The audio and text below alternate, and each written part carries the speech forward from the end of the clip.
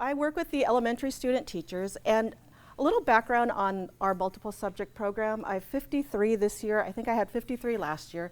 And they tend to be very traditional grad students, usually not parents. And so they're coming, many of them come directly from the bachelor's program. And so for them to really, I think if you're gonna notice something in students, you have to know more than the fact that they're just a child in your classroom. And sometimes these student teachers aren't quite there yet. And so when we looked at our CTC survey data over the last few years, we tend to score lower on this TPE, which is maintaining ongoing communication with students and families. Part of the reason for that is because they're student teachers, I don't let them give evaluative feedback to parents because that is not their role. It is the teacher's role to do that. But I thought there still needs to be some way that they can really have an idea of what parents want for their child in the classroom. So our score for the last couple of years on average has been around 4s out of a 5-point scale. However, we're doing a tad better than the statewide average. So we're doing a little bit better, but still, I thought there still needs to be different ways that our candidates understand more about their students. Yes? So we're looking at that, the TPE. Yes. And from my perspective at a school that's 60% Latino, English learners, that using technology to communicate is really not supportive of some of our right. learners. Yes. And we had to work with teachers on encouraging them to call. Use other forms of communication, absolutely. On that, and that's not very supportive of Right, and I think the CSTP looks similar to this one, where there's that CSTP where teachers have to communicate, or it's encouraged that teachers communicate with parents, yes. So yeah, we do talk about the fact that technology can be a barrier to parent communication. Another thing that I noticed is we're also doing work with a statewide organization called CTARN, and in that work, we're noticing that in order for our candidates to better support their students, who many are English learners, students with special needs, it's not just the skills and the strategies. Because typically on these CTC surveys, we do really well when it comes to teaching math, teaching reading. But when it comes, we're also noticing that if you're going to reach underserved students or marginalized students, there's also certain dispositions you have to have. And so what I've worked on for the last couple of years is really how do I develop this disposition in student teachers who tend to be on the young side, typically not parents, and traditionally middle class people who are coming, who can afford a graduate program, who could take a year off of their working life to attend graduate school. And so in working with other groups, do I just hit the middle? Or? Okay. And so what I did was, over the last couple of years, I've invited parent panels to come to UCI to speak to our candidates. So last year, I had 3 parents come. And my requirement for this first year panel was that these parents all had to be immigrants and people who are acquiring English. Because I think our student teachers have exposure to people like me. I'm a parent, a lot of their methods instructors are parents, but we don't bring the same experience.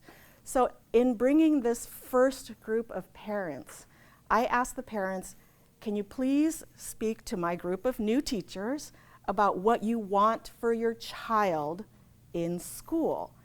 I also wanted them to share any moments of joy that they had with the school system, as well as moments of challenge that they had with the school system. So I was able to recruit 3 people to come, and because for them coming to UCI was not something they do on a regular basis, I had the student teacher sit next to them to serve as an interpreter for language, but also some of these like education concepts, right?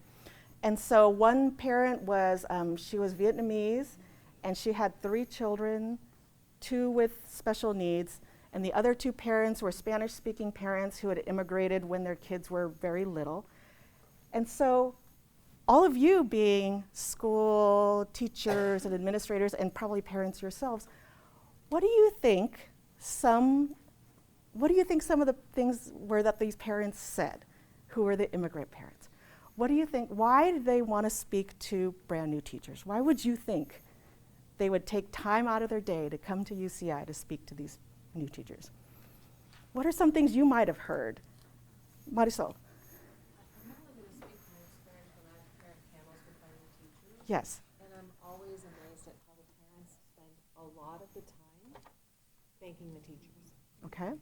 And, you know, we got to kind of move beyond that in some ways to say thank you very much, but, you know, like what do you want us to know All right. about your situation? Yes. And they did express a lot of that they were very grateful for teachers who really supported their kids, who listened to their kids.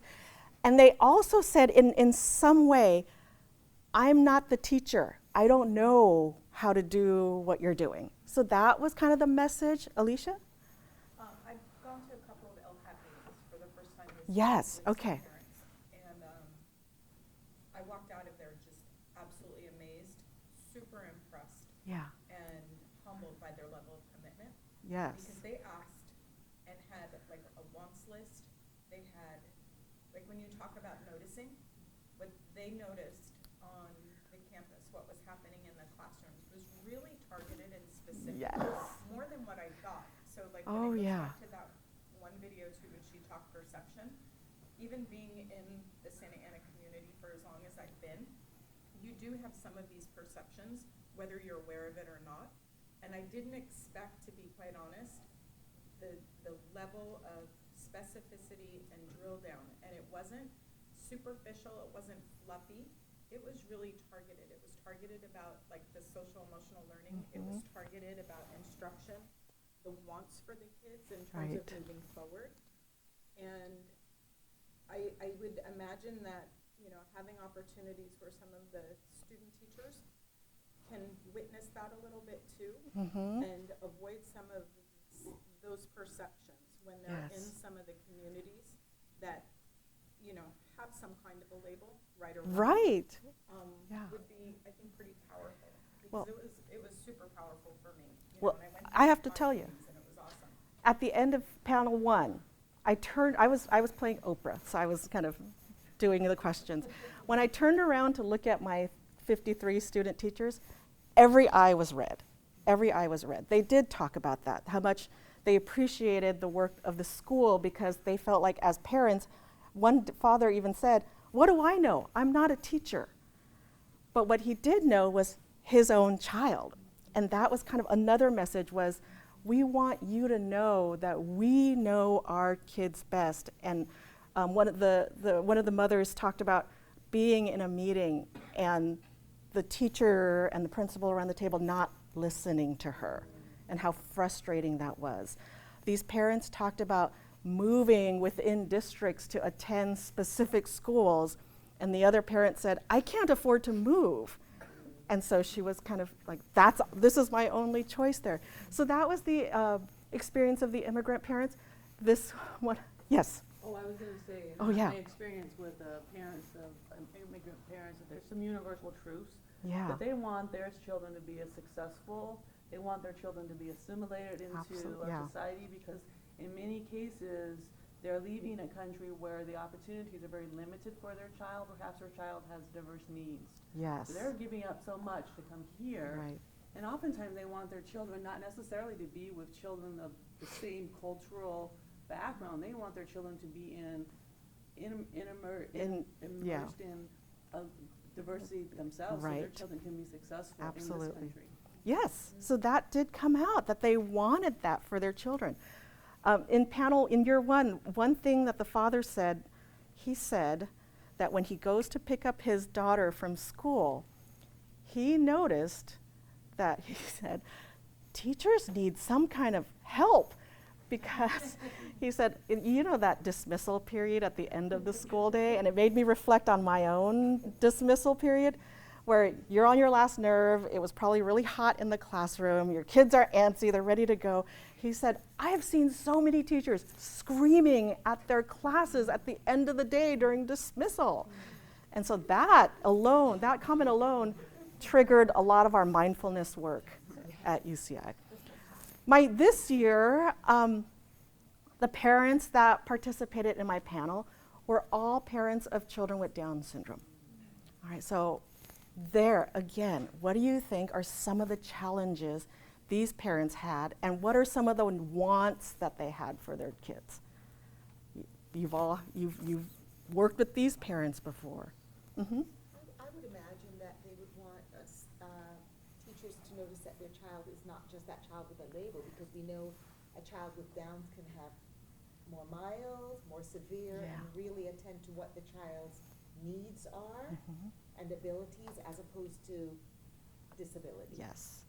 Yeah, so that was one of their greatest wants was, I want you to see my child beyond what you see as their physical limitations. I want you to be able to see my child for everything they're capable of doing. And so again, these parents talked about teachers who really listened to different things that, oh, at home your child does that? Okay, well, let me try that here. Let me try to pair them up with another student. They talked about the joy they had when they saw their kids participate with everybody else at the holiday program, because the year before, their kids were relegated to not being on the stage because it wasn't safe. And so they would see all the other kids on the stage and their children were sitting on the floor because it wasn't considered safe. They talked about the challenges of being in IEP meetings and being told their child's intellect score, and how hard that was as a parent to kind of just continue as if it's a regular meeting, where everybody else in the room is continuing it's a regular meeting. And so again, I played Oprah here. I was asking the questions. I turned around to my student teachers. Again, not a dry eye in the house. And so this is just some of the stuff that we're doing to try to help them develop these dispositions in order to really take in the skills, the strategies that they learn in their other classes. And so this is typically what happens. In the summertime, before they get to this seminar class, they do take a class in equity, cultural diversity and equity, where they learn about different court cases and the different policies regarding equity. In fall, I have them reread Louis Malle's Funds of Knowledge so that they have that understanding. They're ready to really accept the assets, really look for assets that the kids bring. I also then have them go on a community asset walk.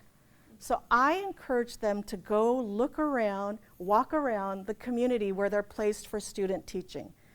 Because again, this child in their classroom isn't just a child in their classroom. That child comes from a family, and that family is in the community. So I want them to know what this child and their family sees every day. And then they come to my parent panel.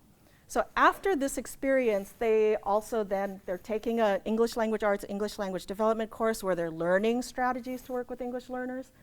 In winter, they are going to take their class on working with students with special needs. And in spring, they do take a course on UDL. But I wanted to plant the seed in them first that this is something that you need to pay attention to. So this is a couple of responses from the very first year's community asset mapping. And so this green box was really funny because she said, there's a little store next to the school, and the kids go there every day to buy their, what do you call those chips? Takis. They go there every day to buy Takis. And so she said, I'm going to go there one day. And she was buying Takis, and kids at the school saw her. And she said that really upped her credibility in the classroom because she was seen buying Takis. The other box is another student teacher, not too far from this first one, where she said in her journal entry, I admit I drove because I didn't feel safe. Everyone at the school kind of warned me not to walk around the school. But she does realize, I think about their environments now because now I know what their environment is. So I think about that. The second year, I had a lot of students also talk about schools that were in higher SES neighborhoods. So this first one said there's lots of access to fresh foods and groceries as long as you have a car. Because everything is kind of far, there's very little public transportation. And she also learned that a student died at an intersection not far from their school because she's in a very suburban school. There's a lot of car traffic, and so she did learn that that's what happened. This pink box is a school with changing demographics. And so now, if you buy a house next to a school, you kind of accept some of the noise, but there's been a lot more noise complaints with the changing demographics, she said, that students are screaming too much at recess because kids scream at recess.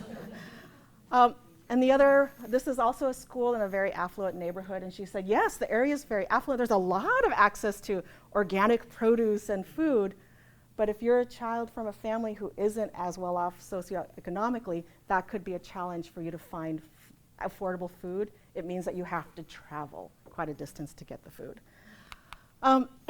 As a response to the community panel, this is year one when I had the immigrant multilingual families. And they said things like, I loved how they spoke about the teacher's emotional response to students, that kids are social emotional beings, right? That being a teacher just doesn't live within the classroom, that everything they do, everything that they say goes home. If you're parents, you know that too. And then other student teachers who themselves felt a kinship with the parents said, my parents immigrated when I was a child, and I know how important it is for us to be on the same team. Now, I could say and lecture to my student teachers, don't forget, you have to be a team with your parents, but it didn't have the same impact as them kind of figuring it out for themselves. Year two, after seeing the parents of children with Down syndrome, one student said in my class, I do have a student in my class with Down syndrome, and being able to reflect on my own practices has been really beneficial. The other one is, it made me realize that our classrooms will be so much more diverse than the classes we grew up in. As more and more schools move toward full inclusion, they're going to see that. One of the moms asked my group of students, when you were a child growing up in school, how many of you had kids in your class who were differently abled? One person in my class of 53 raised their hand. And the mom was really sad about that because she said, I want my children to be able to experience everything that these kids are experiencing. And again, the last one is we not only impact the growth of children, but what we do in the classroom carries into the household. So I really want that message to stick with them as they take their class on special education, as they take their class on UDL. So they develop this disposition. This is a student teacher who graduated last year. She is now teaching in San Diego. And I asked her, hey, Allison, can you just send me a quick reflection of how the panel has impacted you? And this is now a year out. So let's see what Allison has to say. Hi, I just wanted to share a little bit about my experience after the panel at UCI last year. I was incredibly moved emotionally by what we heard from parents.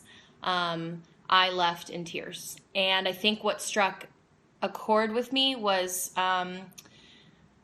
sort of a shift in thinking. I had worked in the homes of kids as a behavior interventionist. And so I had seen a lot of the struggles that parents can be facing from the home perspective. When I entered the teaching program, I was so focused on what happens at school that I hadn't really considered my role in bridging home and bridging school. Hearing about the struggles that both families faced, very different struggles, but both linked back to the teacher. And it really drove home to me that I, as the teacher, am responsible for making sure my students know their rights, have access to resources, and can get the services that their kids really need, because that's going to make a better learning environment for kids. Another thing that has influenced the way that I teach now, this panel, as well as advice from my mentor teacher to teach as if the parents are in the room, has really changed the way that I treat children. Not that I mistreated children before, but having this perspective, thinking about how would parents want their children talked to and treated when they're not there, really keeps in the forefront of my mind that I'm working with children, and that as kids, they might sometimes make bad choices or make mistakes, and that's okay. But as the adult in the room, I need to be responsible and kind and loving, and I really need to set the example for them and treat them as I want them to go out into the world and treat other people. And I hope this panel continues into the future. It was an experience that